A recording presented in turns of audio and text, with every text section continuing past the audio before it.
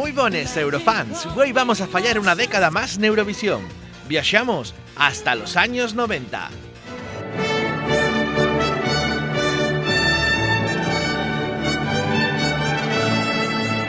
Los 90 fueron una década escura y difícil para el festival, pero un Yauca mudó la situación geopolítica drásticamente en el continente y esto afectó al certamen.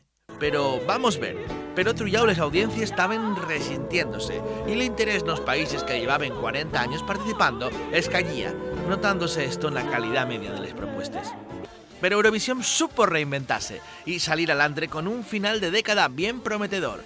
Con todo, en esta década vemos la retirada del concurso de Luxemburgo en 1993 y hasta enguaño, y de Italia del 97 hasta 2011. Tras la caída de la Muria de Berlín en 1989, Europa entra en los 90 en una etapa de muchos cambios políticos.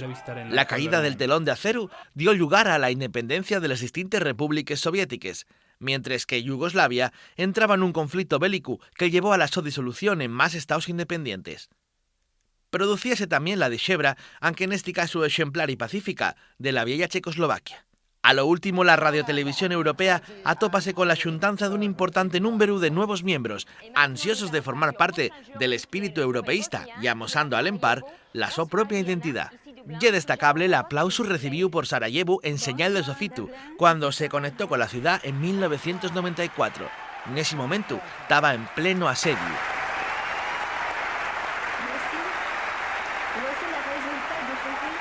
Pero en antes de todo eso, entamemos 1990 con un festival en Yugoslavia. Non foi na súa capital, Sarajevo, sino en Zagreb, capital de Croacia, por ser l'orixe de la candidatura ganadora el año anterior. Entá pudimos ver 3 participaciones en baixo el nome de Yugoslavia, magar que la postrera d'elles, en 1992, nada más representaba a la región de Serbia y Montenegro. Nesi 1990 ya podemos sentir cantares que falen sobre la situación del momento, como el tema noruego titulado Brandenburger Tor, la puerta de Brandenburgo. La letra narra la caída de la Muria como un himno de esperanza. También el cantar italiano con el título Insieme 1992, Juntos 1992, que llevó el premio cantando sobre la creación de la Unión Europea prevista para ese año. Y en 1993, cuando la organización recibe la solicitud de los países nuevos para entrar al concurso. Refugando la idea de una gala tan larga, decídese que el máximo número de participantes iba a ser 25, por lo que habría que pasar por algún tipo de peñera. Decídese que los 22 participantes del año anterior van a tener plaza fija y los nuevos solicitantes van a tener de pasar por una fase previa para conseguir una de las 3 plazas restantes. Aquella semifinal tuvo lugar en Ljubljana, en Eslovenia, y permitió el debut de Eslovenia, Bosnia-Herzegovina y Croacia. A partir de ende, los que queden los 7 postreros puestos van a perder la plaza para el año siguiente, dejando así a sitio para otros países. Así vemos cómo entran a formar parte de Eurovisión Rusia, Rumanía, Estonia, Lituania, Hungría, Eslovaquia y Polonia. Esta postrera podemos decir que fue la que mejor acogida tuvo de todos, ya que se estrenó con un segundo puesto que casi supo a victoria de la mano de Dita Gorniak. En el llago opuesto tenemos a Lituania, que llegó con 0 puntos y un faroluco colorado sobre el brazo.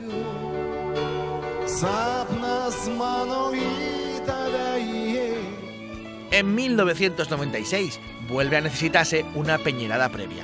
Los cantares de los 30 países que querían participar son valorados por los xuraos, que dejen fuera a 7, acordes con la súa calidad.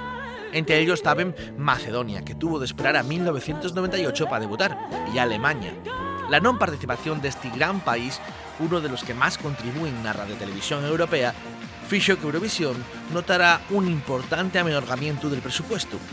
Este fecho, xunto col descenso de audiencia, fixo que en 1999 crearen el llamado grupo Big Four, los países que más contribuyen a la red europea de televisión, que además son los más poblados y, por tanto, con mayor audiencia potencial. Van a tener siempre plaza fixa en la final. Estos son España, Reino Unido, Francia y Alemania. Esta regla caltiense anguaño y desde que Italia volvió a participar en 2011, también está incluida en lo que pasó a ser el Big Five. Para el resto de países, decidióse que para clasificase diba tenerse en cuenta la media de las clasificaciones nos postreros 5 años, quedando fuera los de peores resultancias. Cuando decimos que lle una década escura la de los 90, referímonos también a la súa imaxe, escenografías, llumes y vestuarios donde predominen los tonos escuros. Siguiendo la moda de los 90, atopamos indumentaris prietes, grises, beige, que por lo general podrían catalogarse de desdexaes o aburríes. Entre ellas destacan sin duda la que llevó la cantante Bárbara Dex, representando a Bélxica en 1993. Aunque quedó postrera, destaca pola súa historia. Lle un vestido que se fixo ella mesma y que llevó a una web Eurofan a catalogarlo como el paxello más feo de la historia de Eurovisión. Y con esa idea creóse en 1997 el premio Bárbara Dex al participante peor vestido de cada año. Este premio dase por votación popular al través de la web. La primera ganadora fue Malta en 1997 y Televisión Española llevólo una vegada en 1999 con Lidia y un vestido, atención, de Ágata Ruiz de la Prada.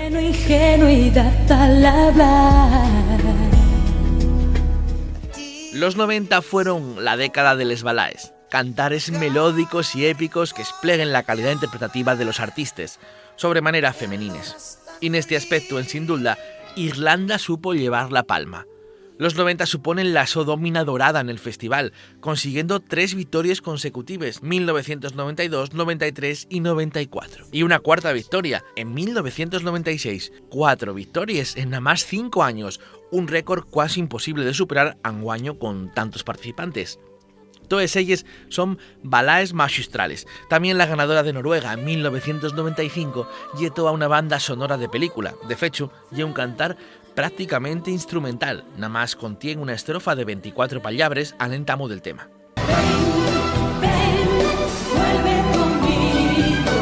Con toda esta escuridad, tampoco faltaron las propuestas que dieron el toque de color, fiesta y movimiento. Muchas también incluyen coreografías y esas bases techno de teclados tan noventeres. Además, aparecen las girl bands y boy bands en plena puxanza de los Spice Girls y los Backstreet Boys, aunque estos nunca llegaron a triunfar de haberes en Eurovisión. Las ediciones de esta década tuvieron lugar en escenarios bien probes. La de 1993 tuvo lugar en un pueblo irlandés de malpenes 1.500 habitantes. Strathmullen entamaba Eurovisión nun centro ecuestre cedido por su dueño para la ocasión. Nestos años entama a buscase un mayor efecto espectacular nas aperturas de las ceremonias, col uso de pirotecnia en 1994 y 95. La edición de 1996 Noslu quiso incluir efectos visuales de realización mientras las actuaciones y metió además un marcador virtual para dar los puntos. Ambas cosas no fueron muy efectivas y no se volvieron a emplear en otros años. 1997 preséntanos un escenario basado en telecomunicaciones con numerosas televisiones partíes pel fondo. A partir de ende ya busquen ampliar los escenarios y va a ser el postrero que veamos nun teatro, pasando ya a entamarse en estadios con mayor público que también presenten un ambiente más festivo, ximelgando les banderes. Si falamos de escenarios, llama la atención el de 1991. Italia pensaba entamar el festival en San Remo, pero motivos de seguridad por la inestabilidad política europea obligaron a trasladarlo a última hora a los estudios de cine Cinecittà de Roma. Construyóse un escenario con decorados de distintas películas.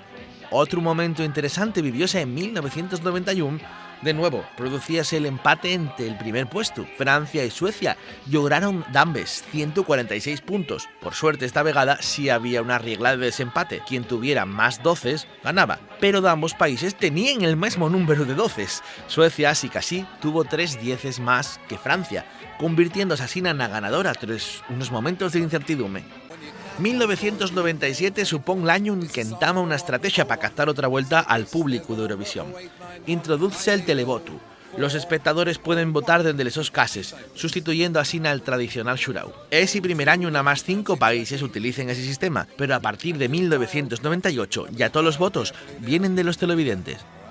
La primera resultancia del televoto fue el triunfo de Israel con Dana Internacional y el so hit Diva. La primer transexual que participaba en Eurovisión llevó el premio y convirtióse en discutinio mundial. Mientras, los criterios ultraortodoxos del sector más conservador del so país natal llegaron a amenazarla de muerte. El mismo público fixo ver nesi punto que Eurovisión iba a camudar ya para siempre. ¡Viva María! ¡Viva Victoria! Con la introducción del televoto vemos ya detallinos que ayuden al espectador a recordar los cantares, el primer vídeo recopilatorio de todas las actuaciones, o el nombre del país sobreimpreso en la pantalla mientras los cantares. Y faise también, per primer vegada, una posa que extrema las actuaciones en dos bloques, que en 1999 iba a aprovecharse para proponer un brinde a todo el mundo. Dos novedades más transformen el Festival Panovalu, 1998 y el último año en el que vemos a la orquesta acompañando los cantares. El debut de la antigua República Yugoslava de Macedonia, o Macedonia del Norte, supone la última actuación de la historia con orquesta. Decidióse, en teoría por razones presupuestarias y para dar entrada a los nuevos inclinos del mercado musical, magar que ya cada año más países optaban por utilizar de alguna pista pregrabada. Fue el caso de Azúcar Moreno en 1990, que actuaron en primer lugar y vieron como la pista pregrabada entraba destiempo al respectivo de la orquesta. Con ese desconcierto, optaron por salir del escenario y volver a entamar, amosando bien al esclares el so carácter sobre el escenario. Magar que la música sella en playback, todas las voces han de ser obligatoriamente en directo. En 1999, penalízase a Croacia por llevar coros pregrabados na so pista de audio. La otra novedad vino con los idiomas, aunque fue en 1999, suprímese la obligatoriedad de cantar nes lingües oficiales de cada país, dejando libertad total de idioma. Este primer año, sin restricciones, ya se notó un aumento del inglés, ya que 12 de los 23 países cantaron en este idioma. Alemania, por su parte, entemeció alemán, turco y a inglés, y Bosnia-Herzegovina optó por entemecer el francés con el bosnio. Sí que así, esta libertad de lengua, como también vamos a ver otros años, déxanos también escuchar idiomas que de otra forma no podríamos escuchar, y el caso de idiomas de otras partes del mundo, o de alguna lengua minorizada. Por caso, este 1999, Lituania presenta un cantar en samoxitiano, falado por menos de 500.000 personas en el país.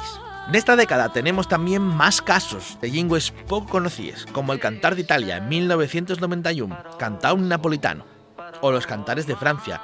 En el 92 incluyen el criollo haitiano. La del 93 lleva el estribillo en corso, el cantar fala más de Córcega, Mamma Córsica, o la de 1996 en bretón.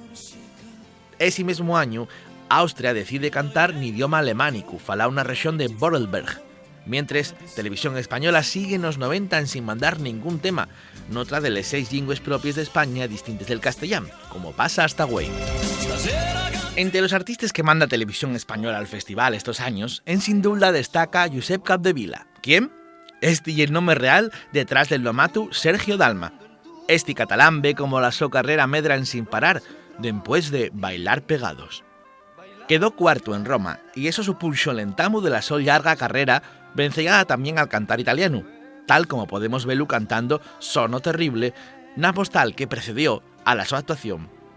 Azúcar Moreno y el So Bandido también deben ser revelación.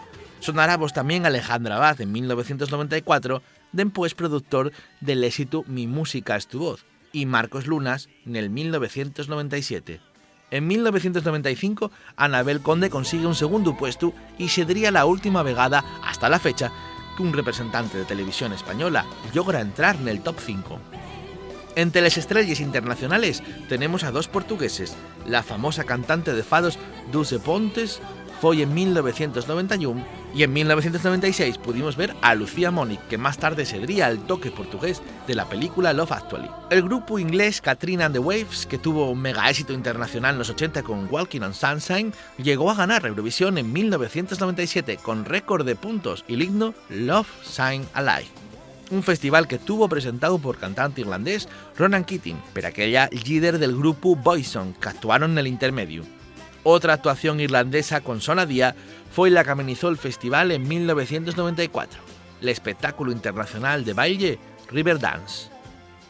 La italiana Mia Martini con la so desgarradora Rapsodia, la discotequera Gina G por Reino Unido y el su éxito OA Just a Little Bit, y la ya mentada Dana Internacional, que acabó siendo la protagonista también de la edición de 1999. Dejónos un final de década inolvidable, cuando fue a purrir el premio a Charlotte Nilsson, la también diva sueca, y protagonizó una espacharada caída col trofeo. Hasta aquí los 90 en Eurovisión. La semana que viene adentrámonos en el nuevo milenio y seguimos afallando este festival.